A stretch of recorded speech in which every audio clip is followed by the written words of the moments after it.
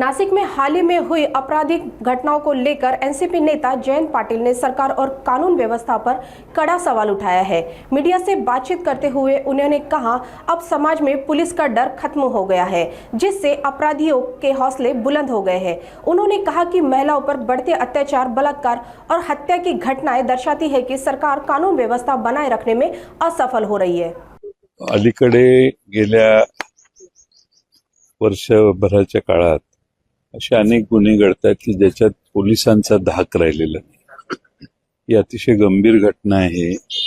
पुण्यात झालेली घटना ताबडतोबीने सरकारने काहीतरी व्यवस्था अशी केली पाहिजे। बलात्कारांचं प्रमाण वाढतंय, बलात्कार करून त्या महिलांच्यावर त्यांचे खून होणे, त्यांना मारून टाकणे, लहान बालकांच्या बाबतीतही बऱ्याच ठिकाणी असं होतंय। त्यामुळे कायदा व सुव्यवस्थेच्या बद्दल फार मोठं प्रश्नचिन्ह तयार व्हायला लागले। पोलिसांचा समाजात धाक राहिला नाही, हे तेवढंच आता खरं।